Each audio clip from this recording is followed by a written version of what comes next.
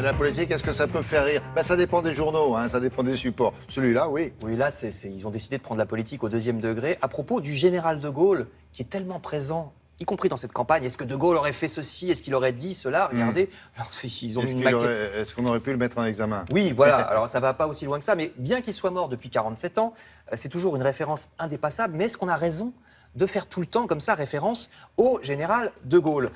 Parce que les temps ont changé et de nos jours, il n'y a plus de grands hommes. Ce n'est plus une époque de grands hommes, mon pauvre monsieur. En tout cas, c'est ce que dit Technicart. Il était né au 19e siècle, donc il fonctionnait différemment. Il avait la parole plutôt rare, même avant qu'il soit très connu. C'était quelqu'un d'un peu distant. Et du coup, Technicart dit, c'est pas le genre qui aurait fait des selfies comme le font tous les hommes politiques aujourd'hui. Remarquez, on n'en sait rien. A priori, c'est vrai qu'on imagine mal De Gaulle étant comme ça en proximité avec les gens. Mais l'époque aujourd'hui rend quand même beaucoup plus difficile cette résistance à l'appel médiatique, parce qu'aujourd'hui, il y a 25 chaînes de télévision, il y a 50 micros qui se tendent devant les hommes politiques dès qu'ils font un pas dehors. Les émissions de variété leur demandent s'ils se brossent les dents le matin ou le soir, s'ils préfèrent le cassoulet à la choucroute. Donc c'est un peu difficile de rester distant et donc de rester une espèce de président ou d'homme politique au-dessus de la mêlée, parce que, comme disait Hegel, j'ai noté, c'est une phrase de l'article, il n'y a pas de héros pour son valet de chambre. C'est joli ça, hein, c'est parce que quand on vous voit de trop près, finalement ça démystifie, les deux. Alors il y a aussi, ça c'est l'évolution négative, mais il y a aussi une évolution positive de la politique que note cet article, c'est qu'à l'époque aussi, si De Gaulle était si hiératique, si au-dessus de la mêlée, c'est aussi parce que par exemple les médias n'étaient pas libres, la télévision était très corsetée, etc. Donc vous lirez cet amusant papier qui prend du recul sur l'évolution de la politique depuis une cinquantaine d'années, c'est dans Technicart.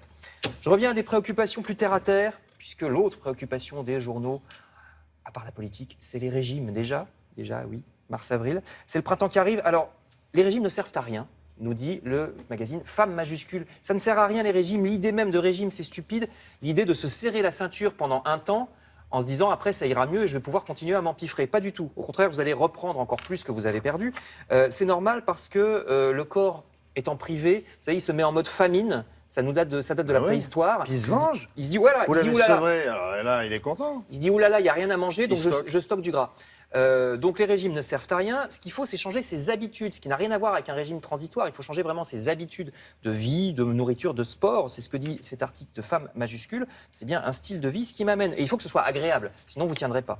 Ce qui m'amène justement à des choses agréables dans Avantage. Regardez le poulet à toutes les sauces.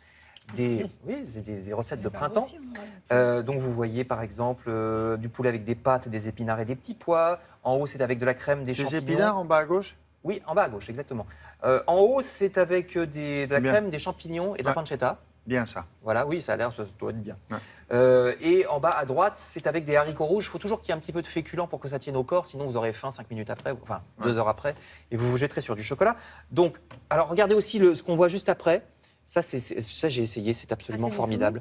Oui, c'est du saumon, mais on fait fondre, enfin griller du chorizo par-dessus. Comme le poisson, c'est un peu sec, le chorizo amène du gras, on va dire que les deux se compensent. C'est vraiment excellent. Donc, recette dans Avantage. Je termine toujours avec cette idée de bonne vieille recette pour se faire du bien. Il y a vraiment une tendance en ce moment d'horlotage dans les magazines. Là, c'est du point de vue de la décoration dans Cosmo. Vous voyez cette ambiance grand-mère, week-end à la campagne. Ça fait vraiment plusieurs mois que je commence à voir cette tendance dans la déco dans les magazines. Donc là, vous lirez ça dans Cosmo. Merci beaucoup.